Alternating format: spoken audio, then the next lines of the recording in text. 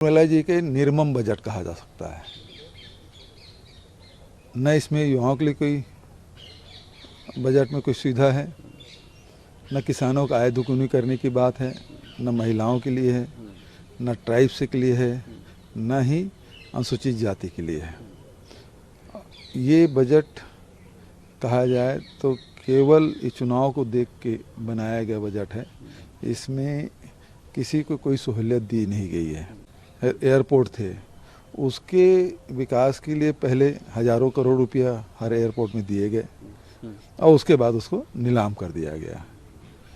क्या ये उसी तर्ज पे रेलवे प्लेटफॉर्म, रेलवे ट्रैक के लिए पैसा देंगे और निजी हाथों में बेचा जाएगा?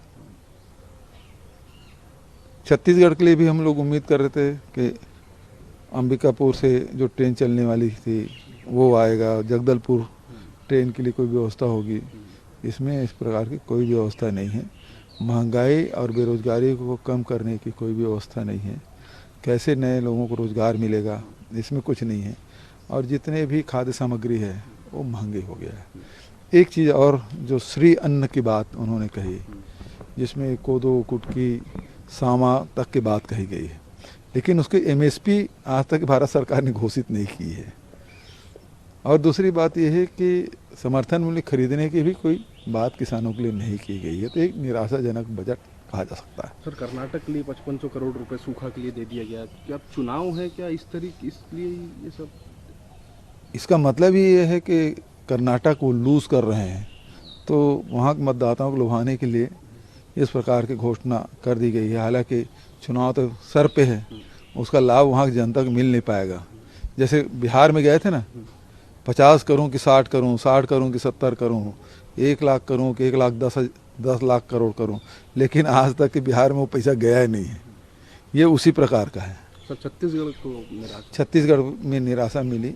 यहाँ प्रिमेटिव ट्राइब्स के लिए भी कुछ नहीं है, ना ट्राइब्स के लिए कुछ है, ना हमारे शेड्यूल कास्ट के लिए कुछ है। सर, एमएसपी का आपने हमेशा बहुत ज़्यादा सुझाया, कई पत्र आपने हमेशा लिखते रहे सर। मैंने तो अभी कहा, जैसे ये धान से इथेनॉल बनाने की बात कही, एमएसपी के में सब अनाजों खरीदने की बात कही, और तभी तो आय दुगुना होगी।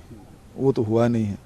मैंने अभी प्रधानमंत्री का और पत्र लिखा है कि जो श्री अन्न जिसका नाम दिया गया है, उसको कम से कम आंगनबाड़ी में, मध्याह्न भोजन में, स्कूल में, इसमें भी उसका उपयोग किया जाएगा। इस प्रकार का कोई उल्लेख तो है ही नहीं, न इसके पास कोई कार्य योजना है।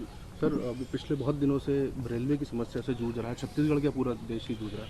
सुबह की ट्रेन रात को आ रही, कभी कैंसिल हो जा रही, हजारों यात्री परेशान हो जा रहे हैं। उतना बड़ा बजट फिर से दे देना सर रेलवे के लिए इस बार।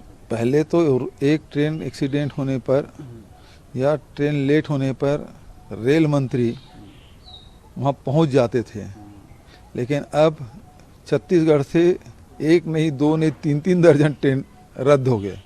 महीनों तक रद्द रहे, लेकिन कोई सुध नहीं लिया गया। और नए ट्रेन चलाने की बात नहीं, स्टॉपेज है वो बंद हो गए। जो 50 साल से जिस रेलवे स्टेशन में ट्रेन रुकती थी, अब वो बंद हो गए हैं। जो छोटे छोटे स्टेशन में तो गरीब लोग हैं, मध्यम श्रेणी के लोग उसमें यात्रा करते थे, वो सारी सुविधाएं छीन ली गई है।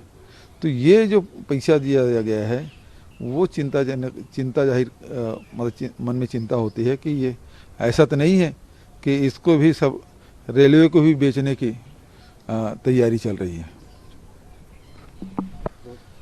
रेलवे में 2,35,000 करोड़ रुपया बजट में रखा गया है। तो क्या कर्मचारियों के लिए है, नई भर्ती के लिए है, या ऐसा तो नहीं है जैसे एयरपोर्ट को बेचने से पहले सैकड़ों हजारों करोड़ रुपया उसके सुधार में लगा दिए, नवीनीकरण के लगाया और उसके बाद निजी हाथों में बेचा गया। इसी प्रकार के सोच तो नहीं है केंद्र सरकार की। इसको भी बढ़िया से चकाचक कर दिया जाए और उसके बाद निजी हाथों में बेच दिया जाए।